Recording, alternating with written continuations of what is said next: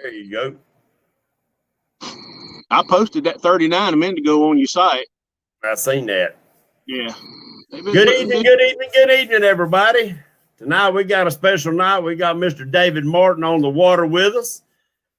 He's been putting some good fish. Just put a 39-pound flathead on the boat a few minutes ago, so we didn't get to see that, but it is posted up on my channel on Facebook and on his page. Check him out. He does not have a YouTube channel, so check him out on Facebook.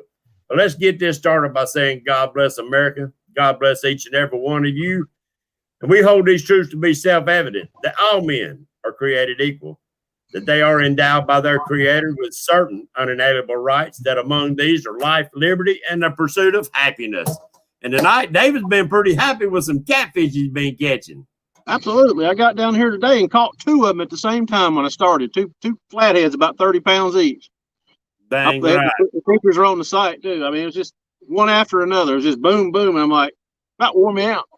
lost a little bit of skin on my hand, too. Trying to hold on to one and catch the other one. You got to share a little blood with them, don't you? Yeah. Yeah. Well, let's call out a few names here in chat while we at it before we really get started. We got Creole Catfish, Kentucky Catman, John Patrick III. We got Chad D. Propel Fishing. That seems like a new name. Appreciate you coming in, fella. Don't forget, guys, share up the bait. Buckeye. Who else we got in here? Come on down. Catfish and Crappie. I see Lyle from Catfish Weekly. We got a bunch of Junior Proctors in the house. I see I'm in the house. Who else we got in here? They'll start coming. There's Betty Jean's in the house. Buckeye done called in. There's Jason. We'll get on down. If I miss your name, guys, we'll try to call you out here in just a little bit. Give your name a little shout out. So, David, what are we throwing tonight? I'm actually using some brim that I've caught in the past and keeping my bait tank at home and cutting them up for bait. So you're on Lake Wiley on the North Carolina side? Yes, sir. Yeah, right, okay. Right over there is the airport. Matter of fact, right over there. And down there, if you go right down there, is the fire department. Okay. So he's right next to the Charlotte airport. Charlotte's on one side and Gaston County and Belmont's on the other side. Yes, sir. So you on the Mecklenburg County side up there in the creek, and I know where you're at, so I ain't saying there might be some claim jumpers in here. Nah, it don't matter. I don't care. They can have them. Hey, they'll be here today. They'll be gone tomorrow, though, won't they? Yeah, they not my fish. I ain't got no secrets. There you go. So tell us a little bit about your setup, your boat, your rods and reels, and how you fishing, if you don't mind. I just got one of those Tracker 1860 center consoles. Nothing special. I've got a variety of rods. I've got some Abu Garcias, and I've got the quantum irons that I've had for about 20 years. Nothing special. Some of them got braid on them, and some of them got monofilament. I don't do anything special when I fish. Usually when I come down here, I've been fishing this lake for about 35 years, so I don't even really yeah, I don't even really look at my graph that much. Usually what I look for on the map is just a place like right here. I've got a creek channel coming down, and I've got another one coming in, and then right out here is a hump, and I'm on a point. So I've got like a hump out there. Then I got this point over here, and I'll just pick a spot that I think's good, and I'll just throw some out deep and throw some out on the point and throw some out on the flat. I don't move. I'll sit here all day. I mean, I just let them come to me. Most of the fish I catch down here, I've never even saw them on the graph, even though I've got a graph that will see them. Right. I just normally don't spend much time hunting them. I just look at the temperature and the weather and just go to places where I think I can get a variety of different types of fishing. There you go. So you ain't on channel best with you today? Yeah. Well, today I got these two flatheads at the same time. They're posted on your website. Both right at 30 pounds. Both rods went down at the same time, and it's just over here. It's about 25 foot deep, and there's a flat out there. And it kind of comes up pretty sharp to a point over here. And a minute ago, I got this flathead on the top of the hump of the point, the 39-pounder. So, and then that blue I showed you earlier today came from right here on top of that point. So it's kind of been a mix, really. Damn right. Well, they might move up a little bit shallow as the night goes on. Well, I got me a float over there ready. I'm fixing to put it out there and later on tonight on that bank over there. There you go. I will float one around the bank too. Yeah. Well, you caught some on them floats. I have. I've caught 4 or 5 of them down here this year on them floats. Yeah. Matter of fact, sitting right here last time when I sent you the pictures on the ones with the float. Yeah. I got a slam right here. I got 2 of the fish on the float and one of them not. Dang. There you go. We got quite a few more people coming in. Appreciate y'all coming in and joining us. David's out on Lake Wiley in North Carolina. There's a lot of Lake Wiley fishermen coming in here now, David. Awesome. And you got them clickers set so we can hear them go off, can't you? I do. I got them set to where if I fall asleep, I hear them go off too. There you go. About 2 o'clock in the morning, I go back there and take a nap. But now you don't free spool them. You leave your spools engaged, right? I leave everything engaged, and I'll set the drag loose enough to where it'll pull it out and click. Right. Because I don't really rear down on them anyway when they bite. Then I'll just tighten down my finger a little bit with the drag as needed. Right. If I need to loosen it up, I loosen it up. But I fish pretty heavy line. I mean, my braid, I fish 40-pound braid, and that's 40-pound monofilament. So there you go.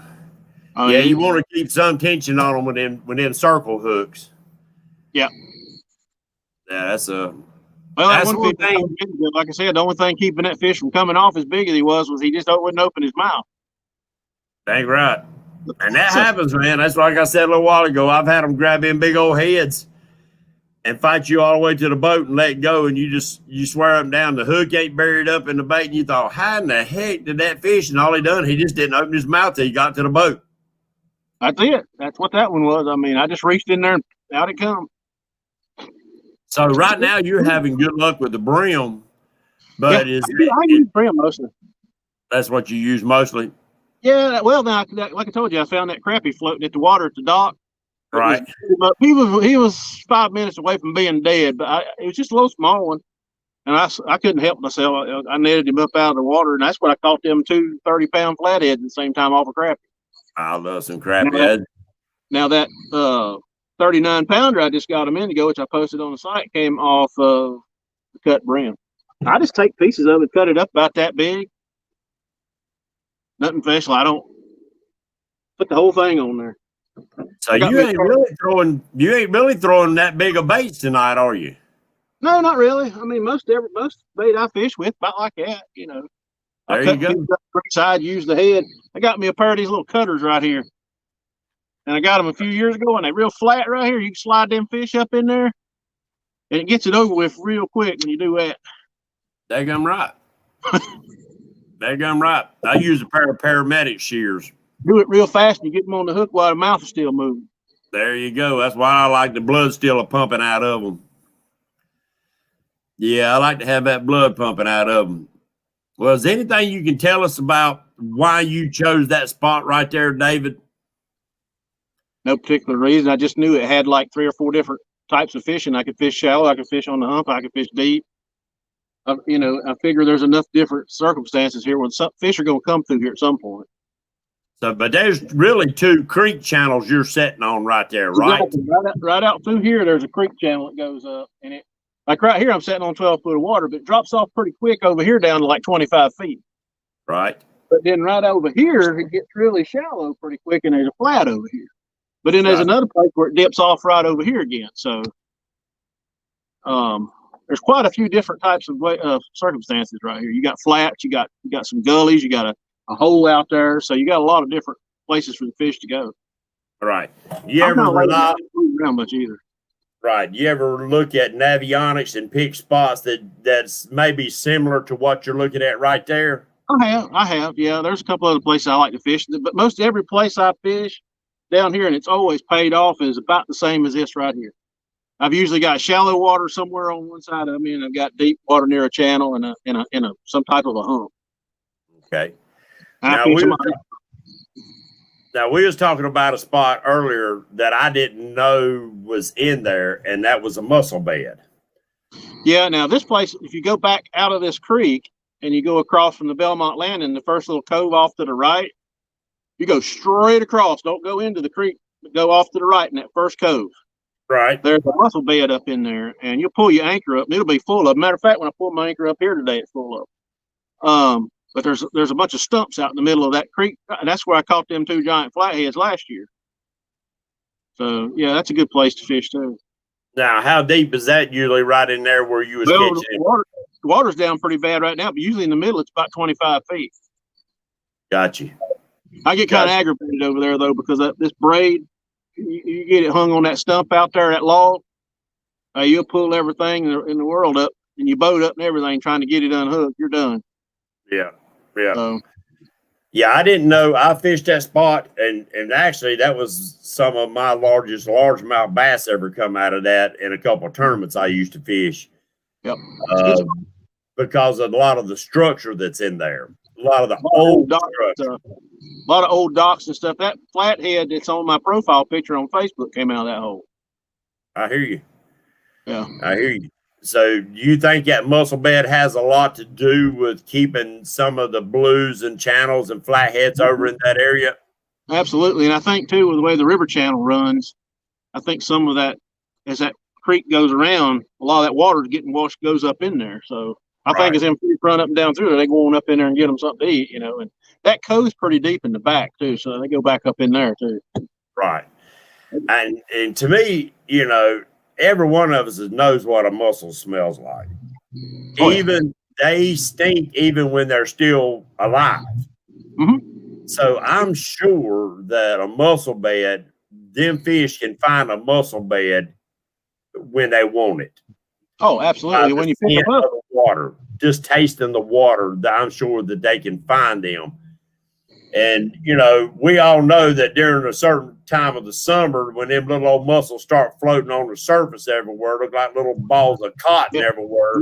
Well, when the steam plant used to work, you used to remember where the water come out. They'd be floating everywhere over there, and you go scoop them up with a net and use them for bait. And them channel cats, we're wearing up freaking channel cats out with them rascals. They'd tear them up. Back in the day on this lake 30 years ago, they was big channel catfish. Yeah. Yeah. Well, my largest channel ever had come off of right there at Southport Boat Landing Dock, 16-pounder on a little bitty crappie jig. I heard that. We'd been fishing all night off that point. Catfish ain't caught nothing. I decided I wanted to catch some crappie, went down there with 4-pound line and a micro light.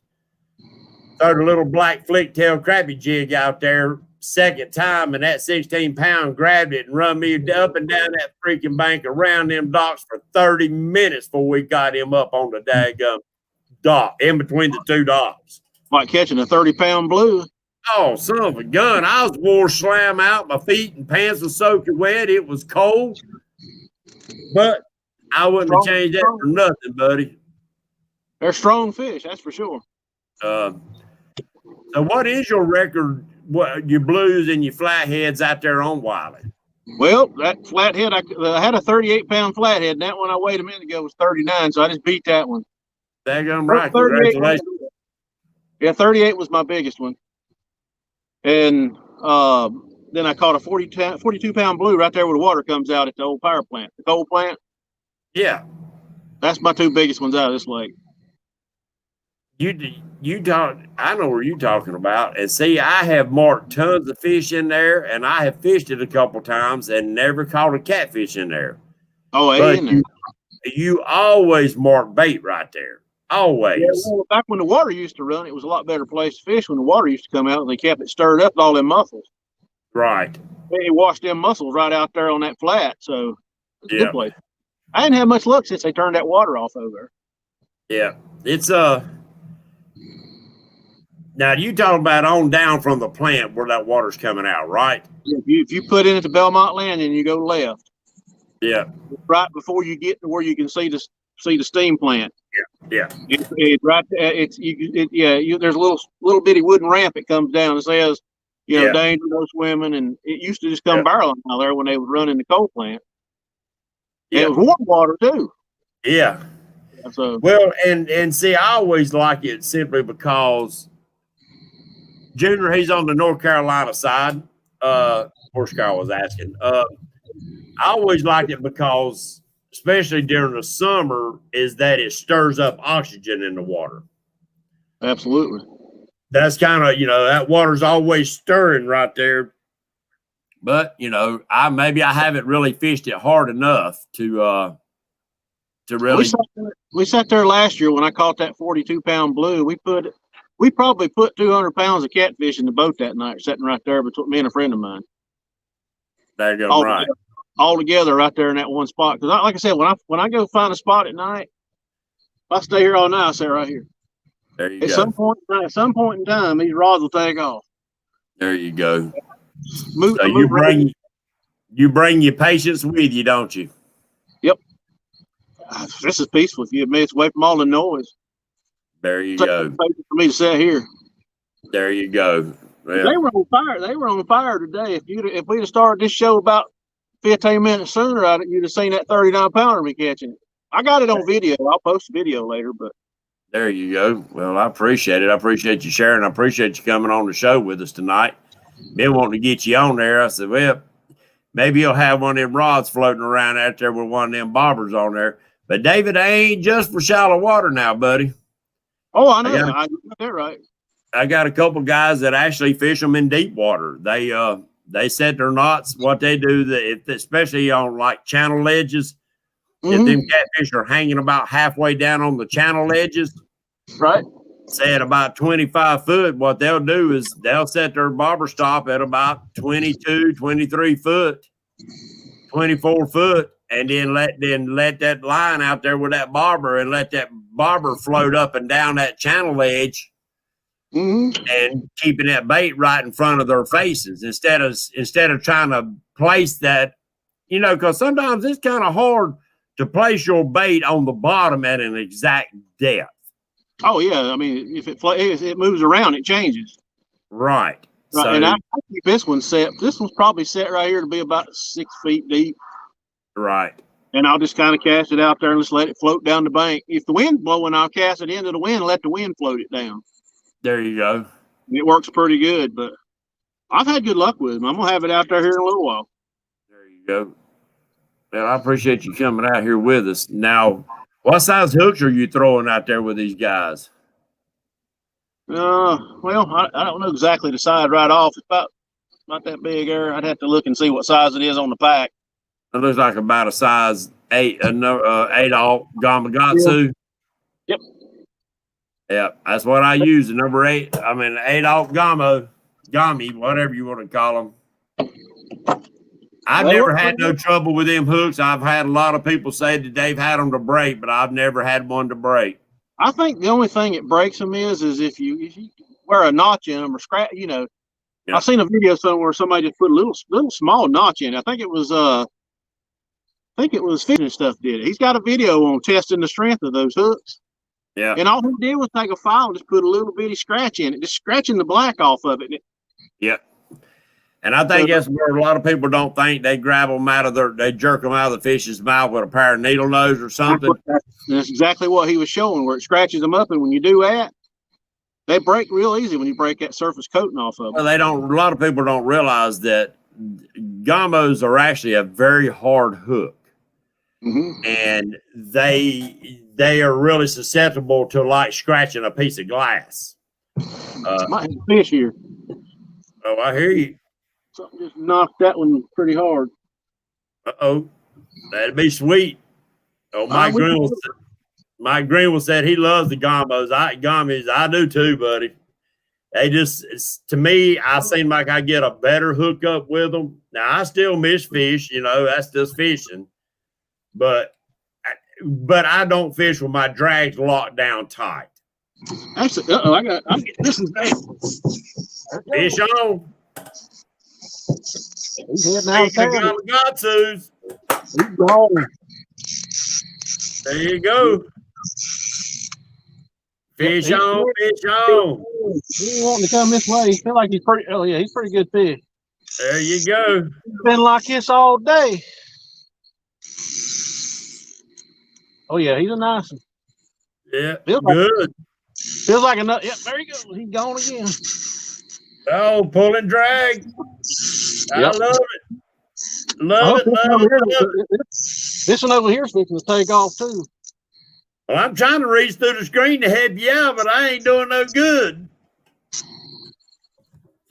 It's been like this all day. Sweet.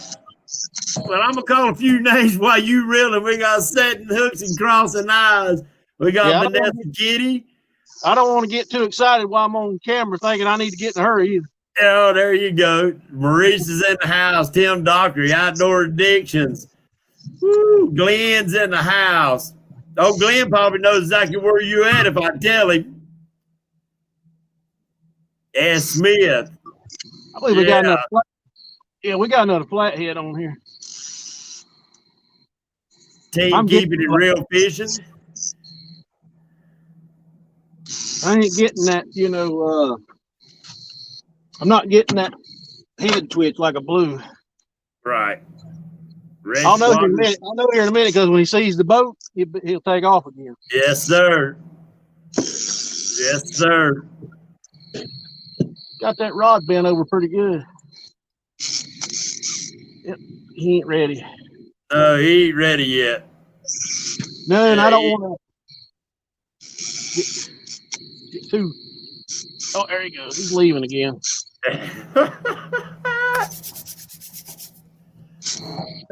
at that rod. Actually, what I should have done is got on the boat with you and done the show on the boat with you. Yeah, I don't want him getting that anchor. One thing you can do if you think they're going to get the anchor, there he goes. Turn them around. I mean, if they don't get the anchor, you can turn them around like that. They'll turn around. There you go. They get a little bit angry. They get a little bit angry at you though when you do that. Yeah. Oh yeah, that rod going. Look at that rod bend.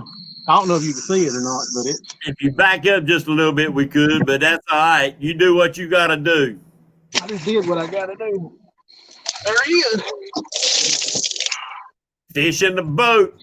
Another big flathead. 4 flatheads today. There you go. The flatheads have been on fire here on Wiley, boy.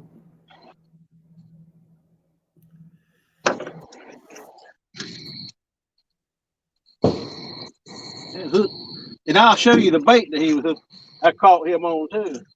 Yeah. What does that Dieter say? Any fish caught live is a good fish. Yep. So better you live. It's looking pretty good too. I want you to look at that piece of bait. I'll tell you what, let me deal with the fish first. There you go. There he is. Nice little fatty. Put him back in the water. There you go. Take him any day. Oh yeah, I don't. I ain't gonna weigh him. I get tired of weighing him. He's probably 20. Yeah. Probably. Gotta love it. Gotta love it, guys. Appreciate you sharing that. That's what we was hoping for right there. This one over here is moving around real slow too, like a flathead. It might be, very well be. That's what I caught that fish on. That little tiny piece of head. Think I'm right. You know where he's at on that hump out there. See, I'm not going to change that out either. A lot of people change that out. He just ate it. Ain't nothing wrong with it. No. No, ain't nothing wrong with that at all. Not if he just ate it, no. No. It's good for a little bit longer. Yes, sir. Agreed.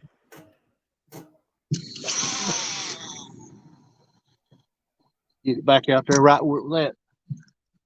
Maybe he's got a brother out there. Brother or a mama or a daddy.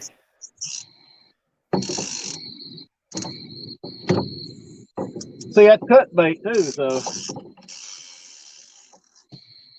Oh. Yeah, them flatheads ain't supposed to come on cut bait. They're supposed to be on live bait. Ain't that what they say?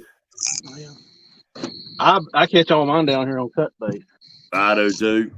I think I've only got one flathead on live bait since I've been back catfishing again. I'm gonna grab something. I ain't going nowhere.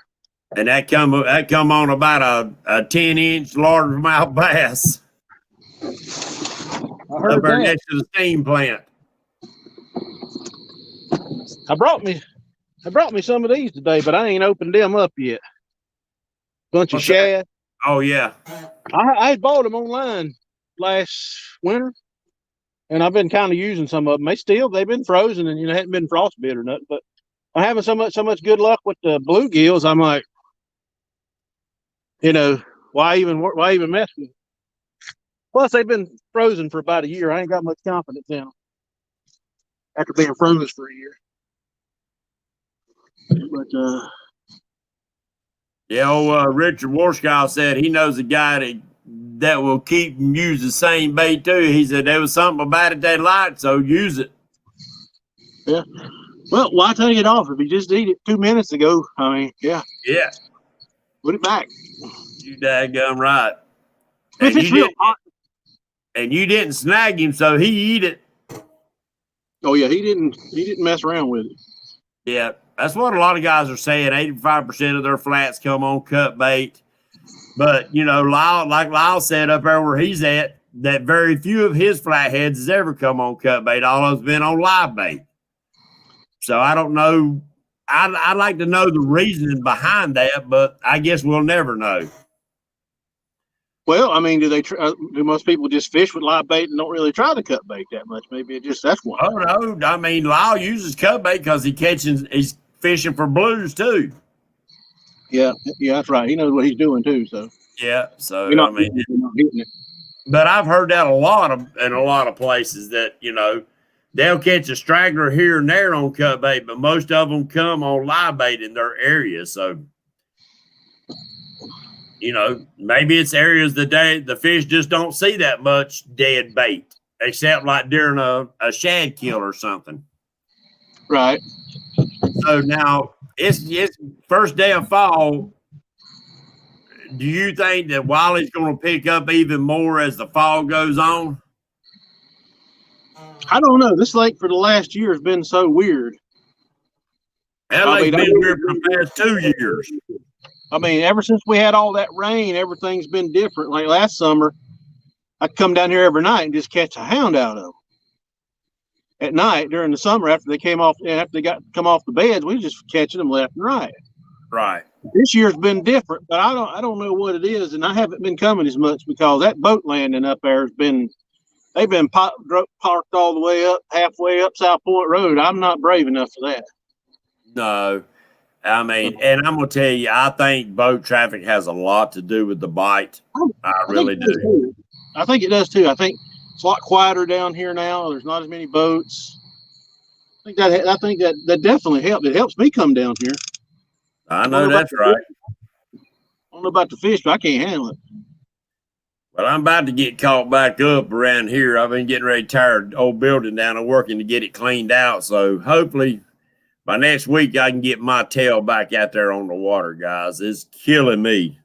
I think for the next month or so, it's probably going to be pretty good. Last year when I caught all them big flatheads, it was this time of the year and it was just usually right after the first hour or so after dark, I'd usually get a few. Except today, they've been biting during the day.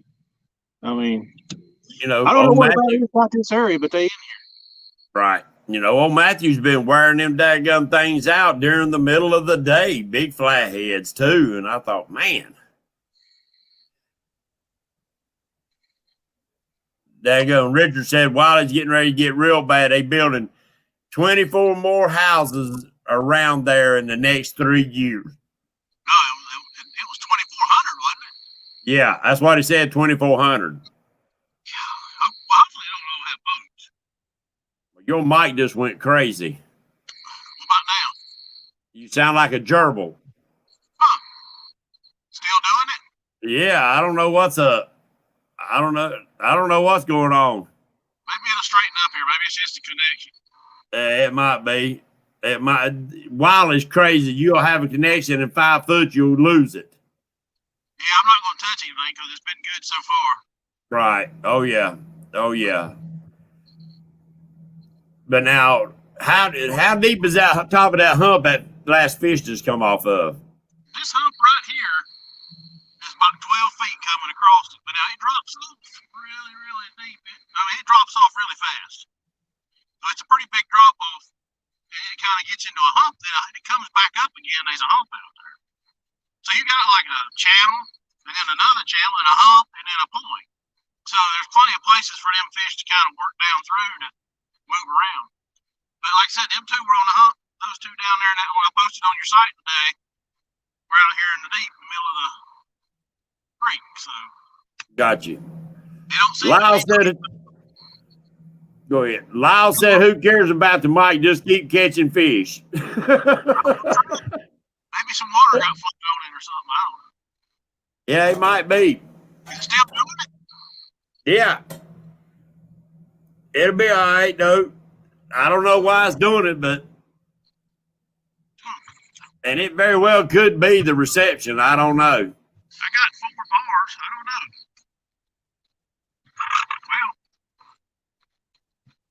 Well, as long as you can understand me, I guess. Yeah, we can understand you. Sound like the chipmunks.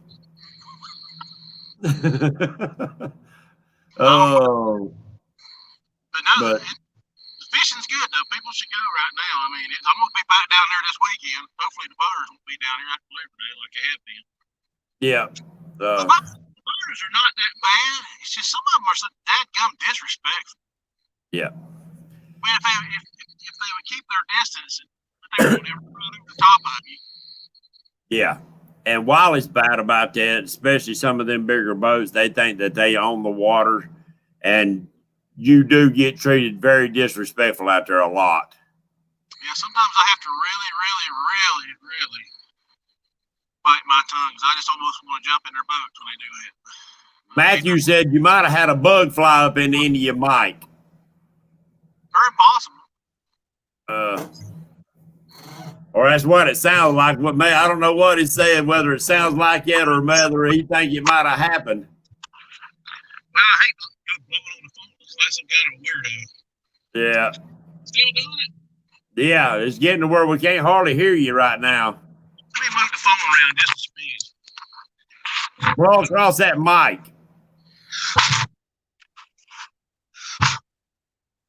Sound like some kind of weirdo over here blowing on the phone. That didn't help, No. I could always disconnect and reconnect. It'd be all right. I mean, it might not get no better doing that or whatever, but by the time you disconnect, one of them rods is going to take off, ain't it? It might. We don't need to hear that, do we? Well, Yeah. that right line ripping out sounds pretty good. Yes, that's Little braid, that's what that do to you. Reach up there and grab it. Oh, that braid. Yeah. Yep. I've been bruised pretty good today for those fish. There you go. Got to share a little bit of blood with them. Exactly. I can handle it. You might just straighten back out. Oh, did it? Well, it started to, then it's changing back. Maybe it'll change up. It's probably just a weird connection. Probably is. It probably work itself out. It's starting to right now. Yeah. You check that rod and make sure that fish ain't swimming off with it over there, are you? That's why I just give it a little bit of a. It's been sitting over there doing like that every now and again. That's what happened earlier when I got that one flathead. But I just gave it a little reel. I don't feel them pulling back. I got a feeling it's going to take off here in a little bit. I'm going to leave it alone. Oh, yeah. Now, that's what we was talking about earlier. You know, I'll reach out and move them every once in a while, just to move them around a foot or, 6 inches in case something's sitting there looking at it, thinking about it. It seems like sometimes you get a reaction bait when you do that. Oh, yeah. A lot of times when these boats come by and shake your boat up, you'll get one right after that. Yeah. That make you mad, and then you get a daggum, what they call a barge bite. Yeah. We ain't got no barges, but some of them boats down there on Lake Wiley's about the size of a freaking barge. If you get down on the South Carolina side, most of them are. Yeah. I'm sitting there where the bridge crosses the South Fork, over on the other side of it, around the bank last winter, and a boat come underneath that bridge, probably running 50 miles an hour. It's probably 30 foot long. You're not supposed to do that. No. Supposed to slow down, but he didn't. He went wide open under there. Now I said a few bad words in because he shook me up. Everything was pulled my anchor up and everything. Yeah, it's I got a little bit angry at that dude. I mean, you're not supposed to do that. no, it's supposed to be a no wake zone through underneath them bridges. They probably figured wintertime and nobody's down there fishing. They got, they can just go on. But over in that area, when you get on up in that area and all up near South Carolina, a lot of them are used. Norman, especially Norman Key. Oh, I just don't. I don't care for Norman. I mean, I know it has a lot of good potential because it's a huge lake, but there's a lot of barren water up there on Norman. Oh, there is. I fish road hiss a lot when I want to get away from up here. Catch a lot up there. You don't really catch that many blues, but what you wind up catching is either a striper or you catch a lot of big channel cats up there. Yes, like big channel cats. And see, I never heard that until you told me, and I want to go up there channel cat fishing with you. It's full of them, and it's nothing to sit there and catch 15, 18-pound channel catfish up there. Really? Yeah, and then while you're doing it, every now and again you pick up a nice striper too. That done right. You float that bobber up there with a live bait on it, and I guarantee you one of them stripers will eat it. 40. They're in there. That done right. That lake's got a lot of stripers in. A lot of people don't know it, but it's full of them. Now, do you ever go to Baden? No. I don't fish Hickory a lot. I've been wanting to fish that lake some. I've heard there's a lot of big flatheads in that lake. Yeah, that's where Wampus Cat got his largest flathead. I think it was 64 pounds. Yeah, I've been wanting to hit that lake. I've heard it's a good place to fish. Yeah, but me and him, after you was talking to me about them channels, we're gonna go up there and try out road his. Because it ain't that far up the road. No, well, from right there at the Great Outdoors, it's about 30 minutes up the road. There you go. I mean, I hit 321. I'm there in no time. And that lake is hardly ever crowded. There's not even that many houses on it. And see, it really ain't that much further from me than Wiley is. Actually, it's further for me to come to Wiley when you factor in 85 and all the Belmont. It's easier to go to Lake Road. But no, you're not going to catch you're not going to catch a lot of flatheads and blues up there though. Right. You're going to catch channel. If you want to catch channel catfish, that's where you need to go. Well, hey, I'm telling you what, it's I want a good day of channel cats again. Because to me, pound for pound, that's the hardest fighting catfish. Oh, it is. And years ago on this lake, we used to catch them with that rod and reel shrimp. Yes. They had covered that stuff up.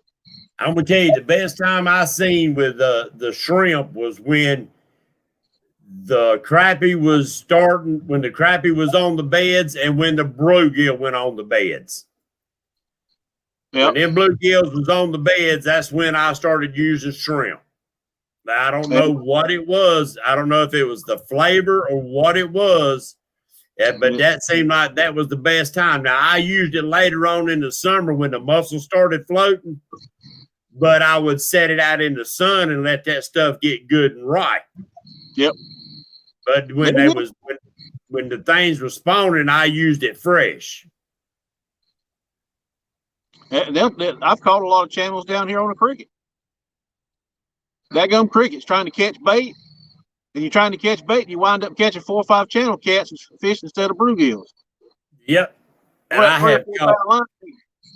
have caught so many channels crappie fishing with minnows. Yep.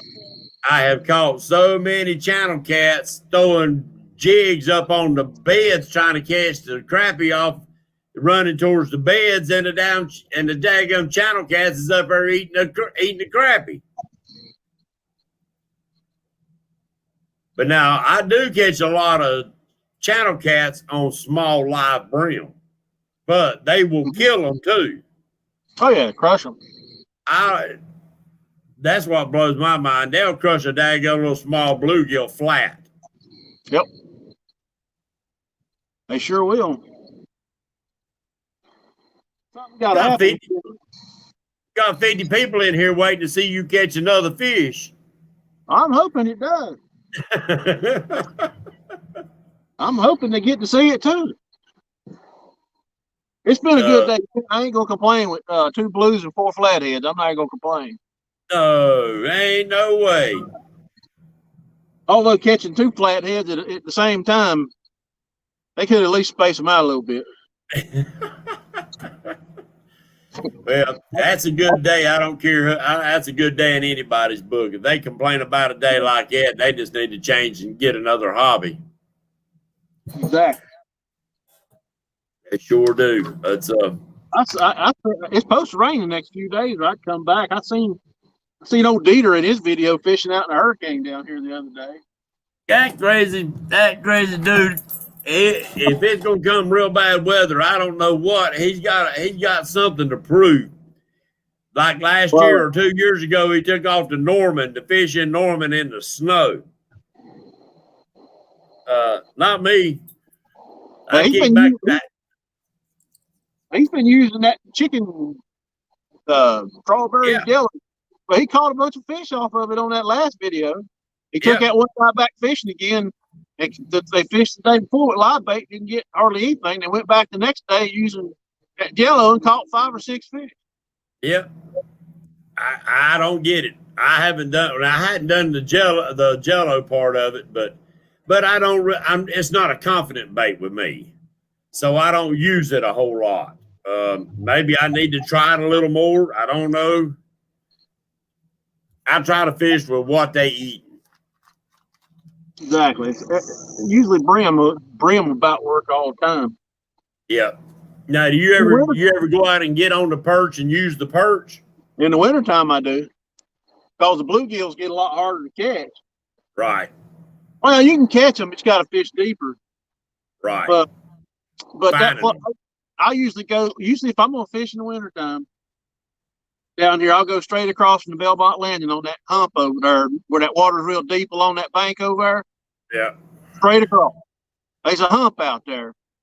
And the water drops off real deep around it. Them perch and them, see how a boat just went by shaking me up. But them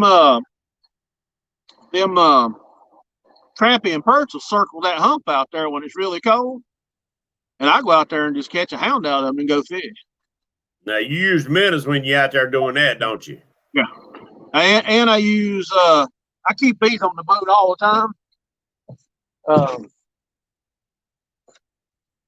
I got a couple of these rods right here, and I keep them little spoons right there.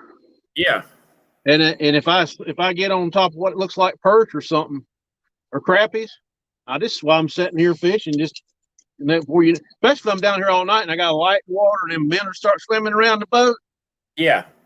I just sit here while I'm waiting on the catfish and wind up catching a bunch of crappies and perch doing that. Using that spoon. There you go. Get them every time. I may not be a whole lot, but I'll get them. To me, it seems like if you're using that spoon, you'll get a little bit bigger fish too. It'll be the bigger fish that hits it. Well, I don't know. I've got a little bit of everything on it. And the one bad thing about it is I need to get a single hook on it because they get hooked pretty good. Right. One over outdoors, you mentioned a little while ago, he done put a flathead in the boat, buddy. Now, yeah, I appreciate that. I keep forgetting to tell everybody to share, hit the thumbs up, guys, and appreciate everybody coming in here. Let's see. Yeah. Oh, it's on loud. But now, you was talking about you really don't look for the fish when you go out and you're picking spots to go. Now, if you decide to set up on a spot, say if you would have set up right there, how long would you give it before you make a decision to move if you don't catch a fish? I don't move. I sat here. I got here today and I sat right here and I'm still sitting here. And so far today, 4 flatheads and 2 big blues, and I won't move. I mean, if you the fish got to come through here at some time. I can move to another spot that's got the same thing, another point and another channel and a flat. Maybe nothing will happen. I feel like I catch more fish by just staying put. Wasting time running up and down the river looking and pulling the anchors out and pulling the anchors back in. And I guess you can call it kind of lazy, I guess. but I don't never have a problem. It doesn't keep me from catching fish. By staying, I just let them come to me. So when you hit the water and you make a pick of where you going, you sat down and that you're there. I'll stay right there and I won't move. Never has paid off me moving that much. Like I said, if every spot's got the right conditions, there got to be some fish somewhere around there. Fishing and stuff said he likes the lazy fishing. Set back, relax, and hey. That comes from a little bit of experience, long nights crappie fishing, long nights catfishing back when you had nothing but channels on the lake. Well, lazy fishing today put 4 big flatheads in the boat and 2 big blues. There you go. And it does pay off. I'll be sitting right here. And I've seen it set up on the dadgum on a channel. I mean, not on a channel, but out on a point, throwing off in each side of the channel. And I've sat there 2-3 hours, and then all of a sudden you start getting a bite on that right hand side. Mm-hmm. And then that front rod will start going. And then you get one over here. And it's like they start coming out of the creeks, out of the out into the main channel or whatever. And sooner or later, they going to be some that funnel through them channel edges, especially out on a point. If you can get where you got 2 channels that come together. If you find a spot that has all 4 of the conditions that you look for, why would you move? Kind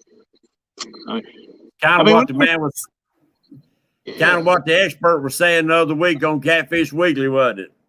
Yeah, they'll come through here at some point. They might have just been fixing to come through, and you move right before they got. How many times you got ready to go home at night and go pull your rod out, and one of them takes off?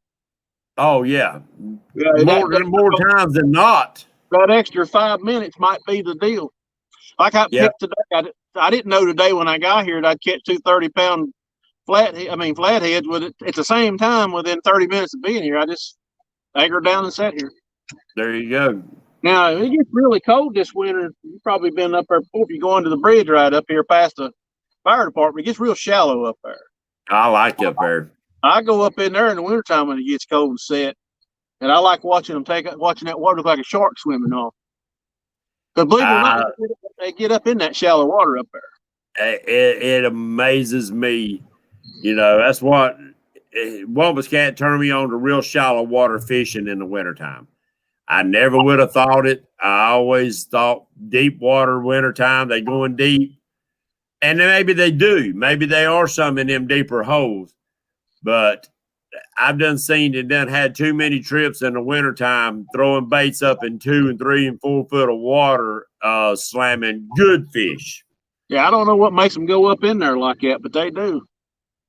And at nighttime, if you're brave enough, if you go up the South Fork, you gotta take it easy when you get up there when you get to about as far as you can go up there. Oh yeah. But water like about that deep. You can get up in there and set. And you catch them, and it looks like a shark. You can see them swimming to your bait. Yeah. You see the water moving. Yeah, and see, when I go this year, I went up in the very back of Allison, and it's like that. You get back there, I was anchored in 4. I had spud poles down. I was in 4 foot of water, throwing up in 1 and 2 foot of water. And January, 1st of February, last of January. Who would have figured? They're in there. That goes against the old wise tales, don't it? Mm-hmm. It does. And you can see really good, too. You get it's light like I got on here. I'm telling you. That thing will go 14 foot in the air, and it ain't even on high. Well, you just proved something. People talk about turn them lights off. You got to turn them lights off. Them fish won't bite when it's all lit up. You just caught a flathead under the lights. I did. Yep. It was, it was probably, 30 yards over there, but still it's lit up. Actually, I think it helps sometimes because you get it lit up enough around the boat and you see all them bait swimming around the boat. Well, go find the dock with the lights out there all the time. Mm-hmm. Well, it's like you saw me stomp that floor and you saw me turn that fish around. Yes, sir. He was trying to head towards my anchor. I stomped the floor. He went that way. So that's another thing a lot of people, you ever see him do. If it looks like he's heading the wrong way, he'll go the other way. And if you ain't through fighting him, you want a few more minutes of fight out of him, stomp It the pisses floor, him he'll off. move for you. It pisses him off, yeah. I'd like to get another one though. Yep, we got a few more minutes. We got 10 more minutes before we'll be calling it. I'm probably gonna hang out till about midnight. I got to do some work tonight at midnight on some computer stuff, but I'm probably gonna stay till about 11:30. Hard to leave when they're biting like that. I'm telling you, it really is. It really is hard to. That's when you reel in one rod at a time, very slow. You know, take your time, take your weight off of it, putting it up. You still waiting on them other rods to go. You know, it's I got 2 rods, my Burke rods, my red, white, and blue rods. Them are the last 2 I get in every time. It's the last 2. I'll make sure that them are the last 2 setting up there together, waiting on them to go down. I've yet to get them on there, you know, but hey, I mean, I've caught fish on them, but what I'm saying is I have yet for them to be the last 2 rods to go off. Yep. So you're going to be putting out that bobber up here a little bit up in the shallow waters up against the bank. Yeah, as soon as I can get my hands and all that stuff free here in a little bit, I'm gonna put the bobber out over there. There's some trees and stuff and stumps along this bank over here.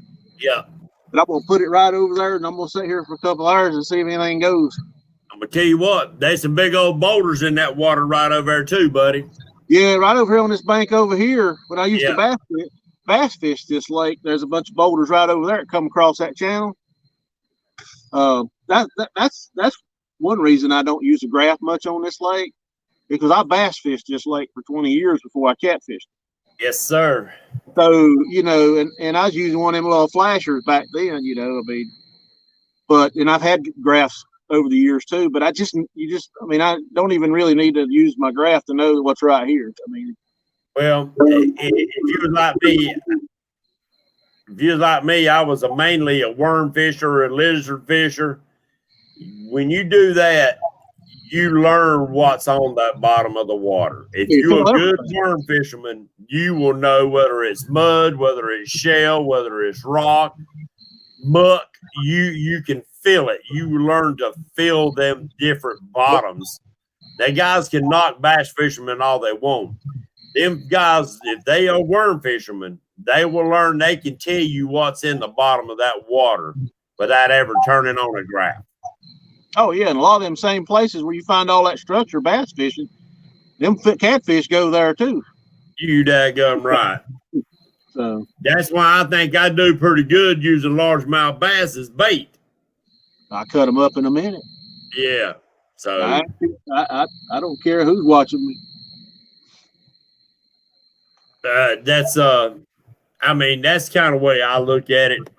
If it's legal, I'll use it. It ain't that I'm trying to upset anybody or whatever. It's just that that's my favorite bait. I guess because I'm mainly wanting to chase flatheads.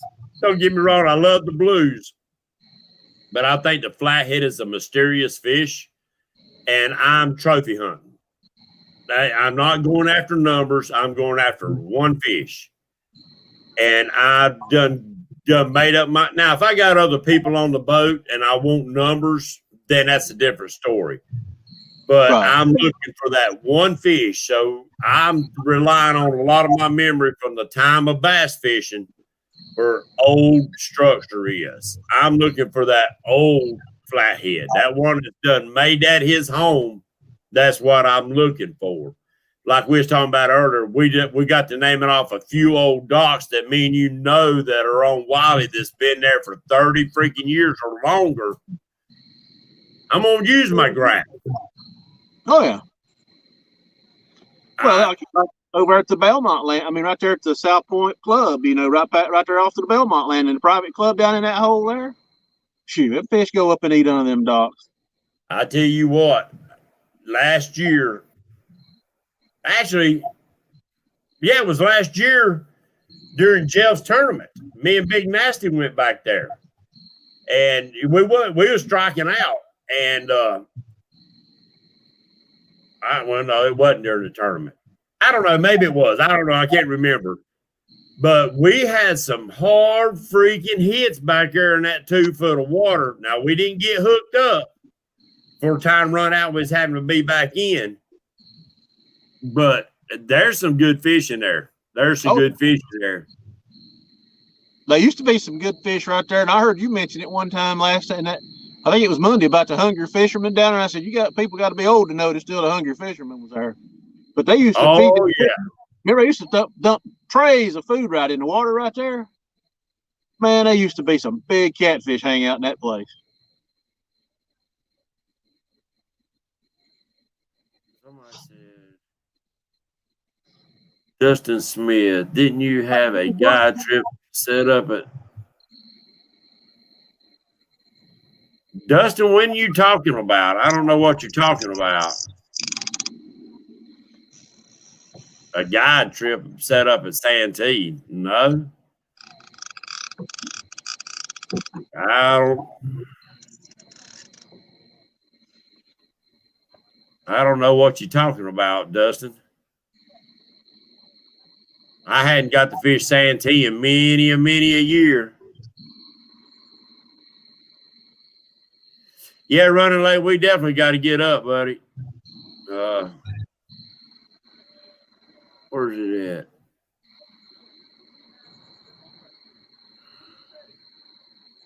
I swear there's something on this rod.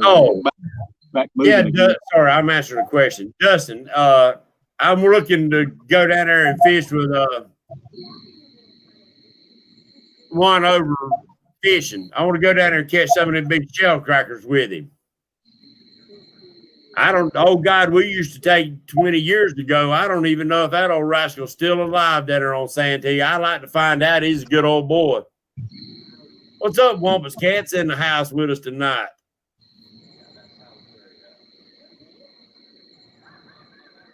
I swear, I'd like to been out there today with you, buddy. It's been a good one. Like I said, first time I ever caught 2 flatheads at the same time. I mean, both rods went down at the same time. Dustin, his name was Earl. I can't remember his name. He put out down at was it Harry's part of the lake? He put out down there. He's a little bitty short rascal with real thick glasses. He used to be a game warden down there for about 30 years. His name was Earl. I cannot remember his last name for nothing. It'll be short rascal. I mean, they called him Copperhead down there all the time, or Cottonmouth, Copperhead. He was shooting. They had a bunch of poachers down there, David, one night, and poachers got to shooting at them. He said by the time he squeezed the round out of that 357, he felt something hit his leg and looked down. There's about a 3 foot copperhead buried up in his leg. Said he still shot 2 of them guys with that 357 before he was able to have to fly out to the daggum dock to the hospital. That's why they call it Copperhead. Speaking about poachers, yeah, I come in from the landing down here one night. It was like 3 o'clock in the morning, and I went to go get my buddy stayed down in the boat, and I went up there to get my truck. Saw blood on the side of my truck. And I looked up beside the truck, and somebody shot a deer in the head and threw it in the back of my truck. I got pictures of it. Threw it in the back of my truck, and it had fresh blood all in the back of my dang truck. I'm like, I yelled at my buddy. I said, "There's a dead deer in the back of my truck." He said, "What?" And he thought I was crazy. And I called the game warden, and they were going to send somebody out in the morning. But I called the police down here and let them come look at it. They told me to try to take it with me, and I wasn't going to take it with me. And I put it out on the side, and wildlife was supposed to come look at it in the morning. But somebody shot that thing, and at 3 o'clock in the morning, drove through the parking lot and threw that deer in the back of my truck. I'll send you a picture of it. It's the craziest thing I've ever seen in my life. I bet they thought. I just wondered if they thought that was their buddy's truck. I don't know what they thought. They throw it in the back of my truck. A friend of mine made a joke about it. He said, "Here I am out freezing the deer stand. Somebody delivered you one." David said he thinks he's still around. That'd be good to know, David. I got his telephone number. I just can't remember his last name. Dustin. I'm sorry. That's crazy, David. Never seen anything like that. Or did you keep it? Huh?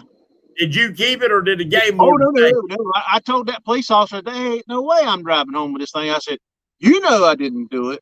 But if a game warden pulls me over, I'm going to have a hard time explaining all this. No. I left it right there, and it hadn't been shot long. I hear you. I don't know why somebody, it must have been a bunch of kids just being stupid and thought it was funny to throw it in the back of my truck. Either that or he thought he was delivering it to a buddy of his.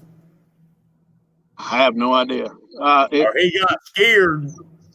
I think somebody got scared. They was out goofing off, and they said, they got to get rid of this thing. Yeah. And they gave it to me.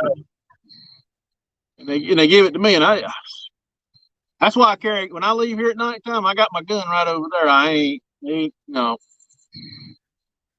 thank you. And everywhere I go, there ain't no telling what you run into up here out here at night. Hey, free people are not only be armed and disciplined, but they should be sufficient armed. You got that right. What our Second Amendment says. It's not much good if you can't use it. There you go. Hope you never have to, but throwing rocks don't get it no more. Well, no, I had a big old snake up on that Lake Norman. It come and I was laying there asleep, and I looked down and I saw its head at my foot. And I got my end of my net and slung it back out in the river. It swam back and got back in the boat. Then I shot at it just to try to get rid of it, and it went back, crawled up in the motor. And then I slung it back out in the lake again. It come back and got in my boat again. Finally, I took this right here and went at the end of that. We sat all on the bank one night, about 10 of us all had rods and reels out, and little old snake comes swimming right down the corner of the thing, and I reached my rod and reel, flicked it out in the water, and that son of a gun comes straight back to the cotton picking bank as hard as he could go. I laughed till I about peed myself. It looked like a Chinese fire drill. That bank scattered, son, like a bunch of ants. It was funny. Everybody running every which way. Yeah, most of them's harmless. This are down here in the water, but I still don't want them in my boat. No. They get in the floor, get down in that floor, and get on that floor before you get them out of the boat. You fishing with them, man. See, my buddy Woma's cat, he likes snakes. He's that poor snake. He just wanted to cuddle with you, David. No, thank you. I think that he fishes with them eels. Yeah. That's crazy. I never seen anybody fish with eel before until he started doing it. Hey, you don't remember catching them eels up in the daggum 7 Oaks years ago? Yeah. You remember where the old Cairo place used to be? Yeah, right there where they used to be a eating place right there where the old boat dock's gone now. Yep. Yeah, you catch them off that pier open up and through there. Yep. Used to catch a lot of eel up in there. I hadn't heard of anybody catching no eel in years. I haven't seen those and the white bass years ago when we used to come down here. We'd run all the way up here to the dam, in May and just catch a hound out of them. So when they run that old steam coal plant for years, go down there to Hot Hole, and them white bass would be in there thick, son. I used to have a blast with daggum ultralight reels. And it wasn't nothing to catch 2 and 3 and 4 pound striped bass, man. I mean, not striped bass, white bass. 2 at a time. Yeah. I don't know what happened to them. The white perch. I probably eat them all up, I guess. Yeah, the white perch just blowed them, got rid of them. I'll tell you what, that's a fun fighting fish right there, buddy. Oh yeah, they're a lot of fun. Yeah. They used to run up in Dutchman Creek. Remember that? Yep. Up there in Mount Holly. Has anybody on here ever catfished the South Fork River? No, but I come across that rascal day before yesterday, and it was a mud hole, son. I'm talking about it looked like it was so red you could walk across it.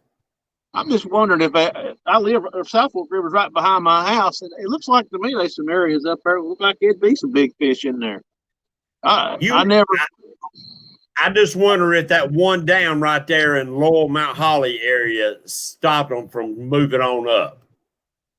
Yeah, but I've up in Lincoln where I live, I went up there, to catch some bait, catch a little small flathead, little baby one. So I'm assuming it's Really? got to be. Yeah, I'm assuming there's got to be some mamas in there somewhere. Well, yeah.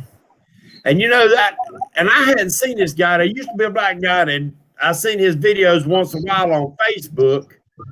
That he fished up in that area, and he fished off the bank. And the videos, you might have seen it a while back. He was fishing when it was flooding up there. He was standing in knee-deep water at night. I thought, you crazy as crap, man. All the freaking snakes coming through that area. But he was catching some monster freaking blues off the bank up in your area of the South Fork. That's what I'm wondering if they're not up in there because, you see them fishing down in the Catawba River part. I don't know. But if you think about it, when that water's running almost touching the bottom of the bridge up there, that dam really don't exist for the fish. It don't. You're right. Now they might be they might have their hands full trying to swim against that current down through there, but no, Lynn, there ain't been no more fish, and we getting ready to have to call it a night. But it's been one heck of a fishing day, though. I couldn't be any happier. But I got pictures of all of them except for that last flathead on your page. Yes, sir. On Lake Wiley page too, so they're posted. I even got some videos. I might get at least where I caught the two at the same time today. Right. If nothing else to see, nothing else, just to see my fat self struggling with them. There you go. I was worn out after two of them. I had one flopping around on my new tennis shoes, and one. See, somebody said something about today. South Fork, you done got past me. Can you get a boat in the South Fork River? Big nasty. Now there's a lot of places to kayak in there, Yeah. I always thought it'd be good right there if I think they made a park right there in McAdamville to get down there, didn't they? Yeah, you can put in there. There's a place up toward Lincoln you can put in. There's quite a few places you can put a kayak in there. It'd be nice if somebody built a little boat dock up there where you could take some small boats and go up in there, because I've always wanted to fish it, but I never have. Yeah, but now Dutchman's Creek, I used to fish the crap out of that rascal when them white basses running on. Something just knocked that rod right there silly. There's been a fish messing with that rod right there quite a bit. That might be might be Mama Flathead out there. He just got knocked around in that rod holder just a little bit. That's back between lives again. Well, like I said, it's 4 flatheads and 2 blues today. I mean,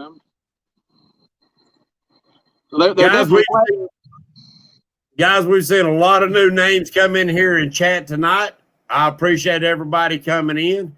If you don't mind, check out each other's channel, share it up, subscribe to them, share them a little bit of love out there, share a little bit of bait with them.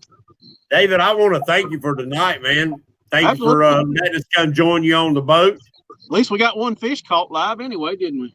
Yeah. And it was a flathead. Yeah, and a flathead. There you go. Use manas to catch some brim. Yeah, Tim, I've caught some big brim using daggum minnows thinking I was going after crappie.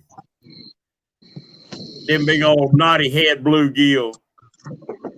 Oh, yeah, they'll tear them up. I'm fixing to take this little guy right here, and I'm fixing to put him on that Catfish Patriot bob.